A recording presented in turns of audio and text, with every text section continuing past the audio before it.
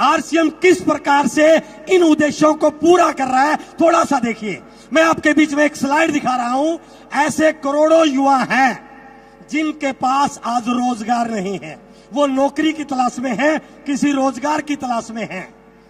ये थोड़ी सी पिक्चर देखिए सर हमारे देश की।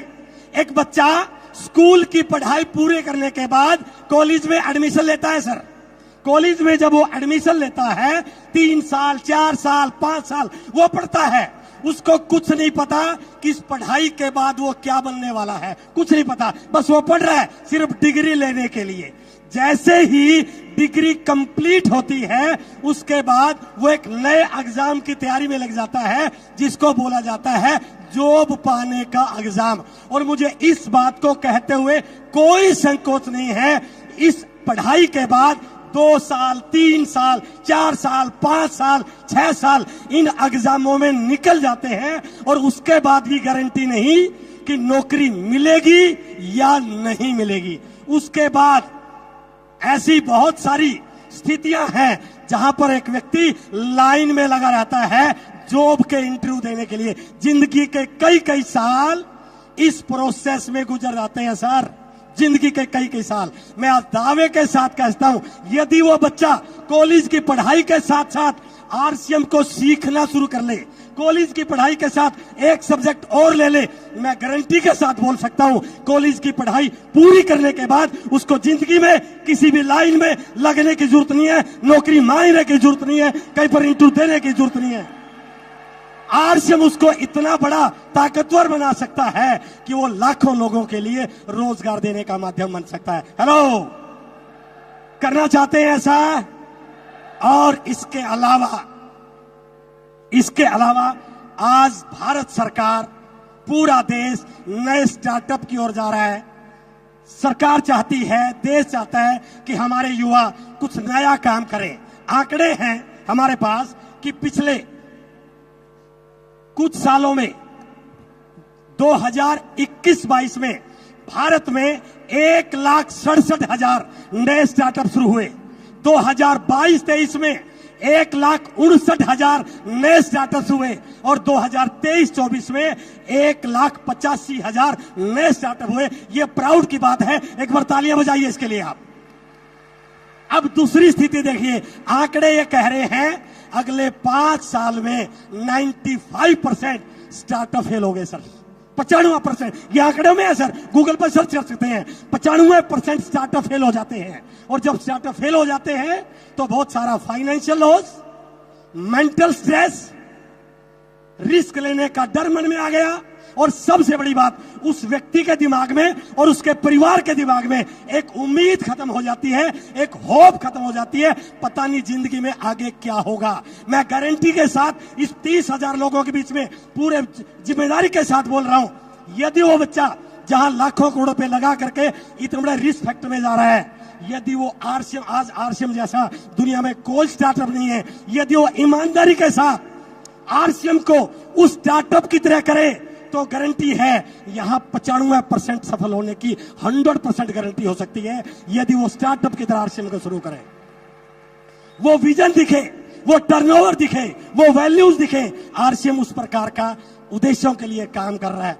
उसके बाद कुछ ऐसे साथी भी हैं हमारे बीच में बैठे होंगे जिनके पास रोजगार तो है, काम तो है, नौकरी तो है, लेकिन उसके बावजूद भी वो अपने काम से खुश नहीं है सर, अपनी नौकरी से खुश नहीं है। कारण अलग हो सकते हैं, हो सकता है इनके पास उतना पैसा ना हो, काम तो है बट वो काम इनकी जरूरतों को पूरा करने वाला नहीं है। हो सकता है ऐसे हमारे में से बहुत सारे लोग हों जो इनसे अच्छी जिंदगी जी रहे हैं। ये बॉम्बे की लोकल ट्रेन की फोटो है सर। सुबह अलार्म लगा के उठता है भाई साहब और ट्रेन के जाने से पहले 3 मिनट पहले खड़ा हो जाता है और बाई चांस गलती से ये ट्रेन मिस हो गई तो अगली ट्रेन 15 मिनट के बाद आएगी और 15 मिनट बाद जब वो ऑफिस में पहुंचेगा तो उसको इस प्रकार की स्थिति से गुजरना पड़ेगा सर। हेलो, होता है ऐसा? ऐसे लोग हैं जो अपने काम से संतुष्ट नहीं है, इनसे थोड़ा सा अपर जाते हैं, जिनके पास अच्छा ऑफिस है, ये सारी चीजें हैं, लेकिन ये बेचारे 1 तारीख को पे डे मनाते हैं सर। हेलो, 1 तारीख को ये सारी स्थिति होने के बाद भी 1 तारीख को पे डे सेलिब्रेट करते हैं। और जो थोड़े से अच्छे प्रोफाइल में हैं, अच्छा एसी ऑफिस मिला हुआ है, सुबह 9 बजे से रात को 8 बजे तक 9 बजे तक काम करते करते दिमाग खराब हो जाता है, हालत खराब हो जाती है। यदि इनका फोटो लिया जाए ना सर, सुबह कर शाम के फोटो में बहुत बड़ा अंतर होता है। और शायद बहुत सारे साथी इस प्रकार की सिचुएशन से गुजर रहे होंगे। ऐसे लोगों के लिए आरसीएम एक बहुत बड़ा प्लेटफॉर्म बन सकता है, बहुत बड़ा प्लेटफॉर्म बन सकता है। ना पैसों की चिंता, ना बॉस का टेंशन, ना कोई स्ट्रेस। और ऐसे बहुत सारे लोग हमारे बीच में, मैं अपना फोटो दिखा रहा हूं, हम आरसीएम किस प्रकार की लाइफ को एंजॉय करते हैं sir. It is RCM style, it is RCM. इससे बड़ा स्वावलंबन क्या हो सकता है। हम देश विदेश की यात्रा करते हैं, एंजॉय करते हैं, कोई टेंशन नहीं है। और 5 तारीख को आदरणीय टीसी सर बटन दबाते हैं और लाखों रुपए अकाउंट में ट्रांसफर हो जाते हैं सर। हेलो, क्या चाहते हैं ऐसी जिंदगी? ये है असली स्वावलंबन। इसके बाद थोड़ा सा आगे आइए, सबसे इंपॉर्टेंट बात है, भारत की 68% पॉपुलेशन गांव में रहती है सर। कोई भी ऐसा बिजनेसमैन नहीं जो गांव में फैक्ट्री लगा दे। और इन गांव में रहने वाले लोगों के पास केवल एक ही ऑप्शन है, खेती बाड़ी कर लेंगे, छोटी मोटी दुकान कर लेंगे, पशु पाल लेंगे। ये जिंदगी में बहुत बड़ा काम नहीं कर सकते। बट आरसीएम ने संकल्प लिया है कि हम हर गांव में आरसीएम के डिलीवरी सेंटर खोलेंगे सर। हेलो, और यदि आज आप ये संकल्प करके जाए ना, यदि हम गांवों में चले जाएं, आरसीएम के प्रोडक्ट को बताएं, आरसीएम के उद्देश्यों को बताएं, आरसीएम के ऑब्जेक्टिव को बताएं, और यदि एक एक गांव में हम 20, 30, 40, 50, 60 रोल टीचर बना लें, तो मैं ये नहीं कह सकता हम स्वावलंबी हो सकते हैं। हम भारत को स्वावलंबी देश बना सकते हैं sir. It is the power of RCM. ये आरसीएम की ताकत है सर। क्या इस ताकत के साथ जुड़ना चाहते हैं? आज एक संकल्प करके जाइए कि इस देश के निर्माण में मुझे शामिल होना है, इस देश के निर्माण में मुझे काम करना है। और लास्ट की थोड़ा सा आपको आपका भविष्य दिखा रहा हूं सर। लास्ट स्लाइड है मेरी, पैसिव इनकम। एक्टिव इनकम जिस पे बहुत गरूर करते हैं ना, कोरोना ने सिद्ध कर दिया कि एक्टिव इनकम कभी भी बंद हो सकती है। एक व्यक्ति पूरी उम्र नौकरी करता है, लेकिन रिटायरमेंट होने के बाद उसको पता नहीं क्या होगा, क्योंकि सैलरी आधी हो जाएगी, खर्चे बढ़ जाएंगे। क्योंकि मैं एजुकेशन डिपार्टमेंट में लेक्चरर रहा हूं, मैंने देखा है कि प्रिंसिपल की रिटायरमेंट के बाद किसी स्कूल में नौकरी करते हुए, क्योंकि तनख्वाह आधी हो जाती है। आरसीएम ऐसा नहीं करता सर। जैसे जैसे उम्र बढ़ती है, इनकम आपकी बढ़ती चली जाती है। इसके अलावा सबसे बड़ी चीज, ये पैसिव इनकम केवल एक पीढ़ी के लिए नहीं है सर।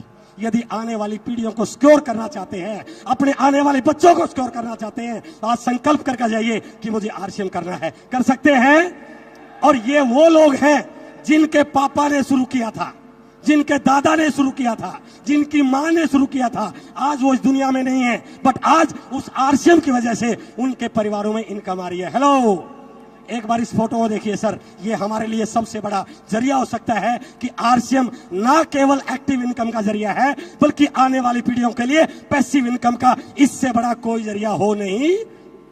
इसलिए समय को पहचानिए, समय को पहचानिए, आरसीएम को पहचानिए, आरसीएम को जानिए, आरसीएम के क्या उद्देश्य हैं। और किसी ने, एक बुद्धिमान व्यक्ति ने एक लाइन लिखी है, सही समय पर लिया गया डिसीजन ही एक व्यक्ति को कामयाब करता है। बट एक लाइन है, यदि डिसीजन लेट लिया जाए, कहते हैं कि देर से मिला हुआ न्याय भी अन्याय कहलाता है। आज जो आरसीएम तैयारियां कर रहा है, यदि आज आपने अपनी तैयारियों को बड़ा कर लिया, तो ये आपकी जिंदगी में 4 चांद लगा सकता है। इसलिए taking right decision at right time is one of the key to success. और इसकी पूरी जानकारी चाहिए तो रोज सुबह 6:30 बजे आ जाइए सर।